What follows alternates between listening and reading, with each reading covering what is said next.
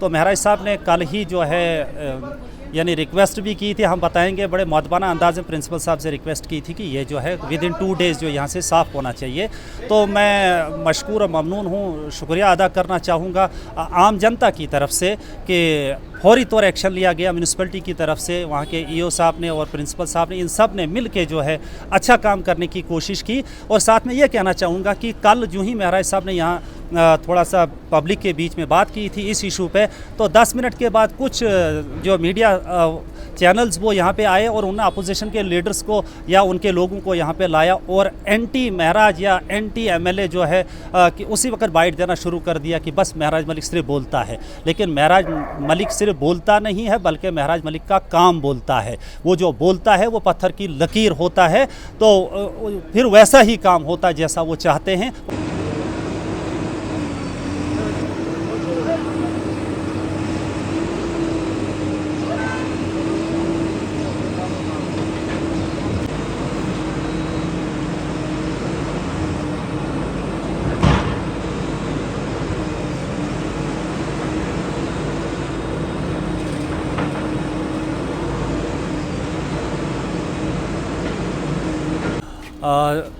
हम तो यही कहना चाहेंगे, सबसे पहले हम शुक्रिया आपका भी अदा करते हैं कि जिस वक्त भी कोई परेशानी यहाँ हॉस्पिटल में या कहीं भी होती है तो आप फौरी तौर पहुँचते हैं और आवाम की आवाज़, उनका दुख दर्द जो है आप एडमिनिस्ट्रेशन तक पहुँचाने में जो है बड़ी ईमानदारी के साथ जो है अपना जो किरदार है वो निभाते हैं।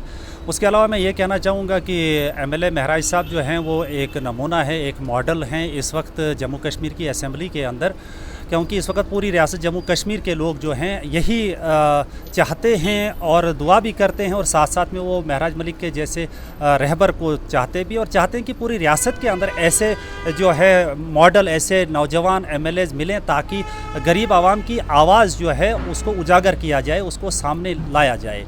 मेरा तो यही तजुर्बा, मेरी भी करीबन 50 साल उम्र है, तो यही तजुर्बा रहा है कि जब एमएलए बना करते थे वो बंद कमरों में बैठा करते थे और उनके जो मखसूस लोग हुआ करते थे वो वहाँ बंद कमरों से बैठकर सरकार चलाया करते थे। महराज मलिक ने ऐसा मॉडल दिया है रियासत जम्मू कश्मीर की आवाम को कि वो अंदर बैठते ही नहीं है बल्कि वो हमेशा ऑफिस से बाहर बैठते हैं और लोगों के बीच में रहते हैं। बस कल यहाँ आना था कि कई नौजवानों ने कहा कि आप ज़रा विज़िट कीजिएगा हॉस्पिटल के यहाँ बैक साइड में, देखिएगा हालात क्या हैं। तो वो यहाँ पे आए और फिर आपको बखूबी इल्म है कि बड़ी नाराज़गी का इजहार किया उन्होंने यहाँ की जो हॉस्पिटल एडमिनिस्ट्रेशन से, प्रिंसिपल साहब से या सुपरिटेंडेंट साहब से। तो बहरहाल वक्त पे उन्होंने ही कहा था प्रिंसिपल साहब को कि आप तो बड़ा बेहतर जवाब देने की कोशिश करते हैं लेकिन वो हक बजानिब नहीं होता है। ये किसी भी मतलब हाल में इतनी गंदगी को हॉस्पिटल के बिल्कुल साथ में 2 फुट भी गैप नहीं है हॉस्पिटल और इस गार्बेज साइट के दरमियान, तो ये हालात थे यहाँ पे। तो महराज साहब ने कल ही जो है यानी रिक्वेस्ट भी की थी, हम बताएंगे, बड़े मौदबाना अंदाज में प्रिंसिपल साहब से रिक्वेस्ट की थी कि ये जो है विद इन 2 डेज़ जो यहाँ से साफ़ होना चाहिए। तो मैं मशकूर और ममनून हूँ, शुक्रिया अदा करना चाहूँगा आम जनता की तरफ से कि फौरी तौर एक्शन लिया गया म्यूनसिपलिटी की तरफ से, वहाँ के ईओ साहब ने और प्रिंसिपल साहब ने, इन सब ने मिल के जो है अच्छा काम करने की कोशिश की। और साथ में ये कहना चाहूँगा कि कल जो ही महराज साहब ने यहाँ थोड़ा सा पब्लिक के बीच में बात की थी इस इशू पे, तो 10 मिनट के बाद कुछ जो मीडिया चैनल्स वो यहाँ पे आए और उन्होंने अपोजिशन के लीडर्स को या उनके लोगों को यहाँ पे लाया और एंटी महराज या एंटी एमएलए जो है कि उसी वक्त बाइट देना शुरू कर दिया कि बस महराज मलिक सिर्फ बोलता है। लेकिन महराज मलिक सिर्फ बोलता नहीं है बल्कि महराज मलिक का काम बोलता है। वो जो बोलता है वो पत्थर की लकीर होता है, तो फिर वैसा ही काम होता है जैसा वो चाहते हैं और जैसा आवाम चाहती है। वो आवाम की आवाज़ है। वो यहाँ के 24,000 वोटर जिन्होंने उनको वोट देकर कामयाब किया उनके तो हैं ही हैं रहबर, लेकिन उसके अलावा जो अपोजिशन को भी जिन लोगों ने सपोर्ट किया था आज वो भी बड़ा अफसोस करते हैं कि हमने उस वक्त महराज मलिक का साथ क्यों नहीं दिया था। तो मैं यही कहना चाहूँगा अपोजिशन के सब लोगों को कि देखिए वक्त का इंतज़ार करें आप, हम आपकी उम्मीदों के मुताबिक भी पूरा उतरने की कोशिश करेंगे और यहाँ की आवाम का हर जो भी मसला होगा उसको हम उजागर करेंगे। भले ही कोई हमें कोऑपरेट करे ना करे, लेकिन आवाम जो है वो महराज साहब के साथ शाना बशाना खड़ी रहेगी। महराज मलिक की ताकत एडमिनिस्ट्रेशन नहीं है, महराज मलिक की ताकत अवाम है। और जिस वक्त उन्होंने यहाँ पे जो कामयाबी दर्ज की थी वो अवाम की मदद से की थी, और उस वक्त साबित किया था रियासत जम्मू कश्मीर के अंदर कि उतने सारे लोग जो है मैदान में कभी किसी रहबर के साथ, लीडर के साथ नहीं उतरे थे जितने उस दौर में उतरे थे। और आज की डेट में फिर से यही कहना चाहेंगे कि अगर महराज मलिक को ज़रूरत पड़ेगी कि आवाम को भी यहाँ आना पड़ेगा तो आवाम भी आ जाएगी।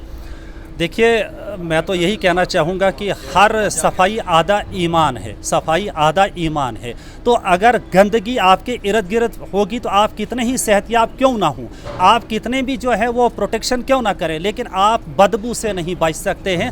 अनहाइजीनिक कंडीशन जो आपके सराउंडिंग में होगी तो फिर आप भी उसका शिकार हो जाएं। आप मीन्स हर इंसान उसका शिकार हो जाएगा। तो हम यही उम्मीद करेंगे कि ठीक यही जगह नहीं बल्कि पूरे शहर के अंदर जहाँ जहाँ भी ये गलाजत के ढेर हैं उनको साफ किया जाना चाहिए। हमें सफाई जो आधा ईमान है, ये कंसेप्ट जो है हर शख्स को अपने साथ लेके चलना चाहिए, और हमें भी कोऑपरेट करना चाहिए म्यूनिसिपैलिटी को। भले ही हम अपने घरों के अंदर भी जो हमें कचरा जमा होता है वो बड़े डिसिप्लिन के साथ हम जो है उसको साइडलाइन करें, ताकि हमारी सोसाइटी, हमारा माहौल जो है यहाँ पे बेहतर रहेगा।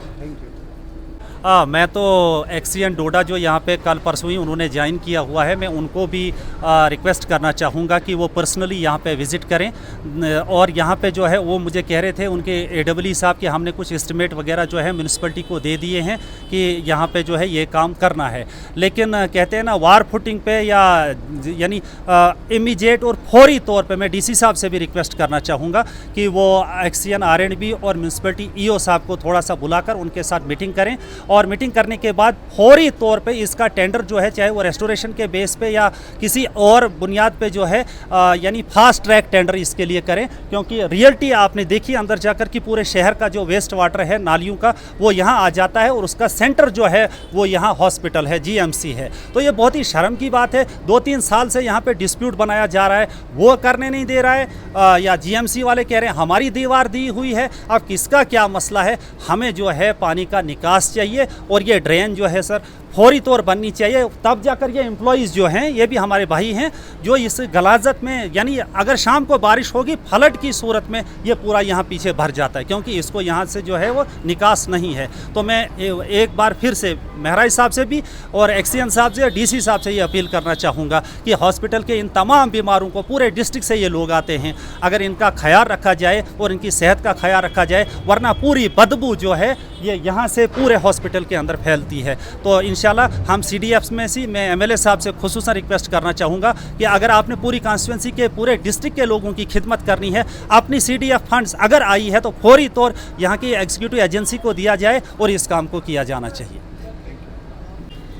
मैं सैनिटेशन इंचार्ज किफ़ायत बात कर रहा हूँ आपके साथ। आपके माध्यम से मैं कहना चाहता हूँ महराज साहब से भी और DC साहब से भी, क्या हॉस्पिटल ही मिला था कि इतने शहर का जो पानी आ रहा है वो सारा हमारे हॉस्पिटल में एंटर हो रहा है। लेकिन हम भी इस चीज़ से बहुत मजबूर है और बहुत तंग है। हम तो कोशिश में लगे हैं कि हम इसको किसी तरह साफ़ रखें, लेकिन 1-2 बारिश होने से फिर से वही मसला। आज हमने साफ़ किया, कल बारिश आएगी, परसों फिर वही हाल होगा। लेकिन मैं डिस्ट्रिक्ट एडमिनिस्ट्रेशन से और महराज साहब से अपील करता हूँ कि इन चीज़ों पे ध्यान दें थोड़ा।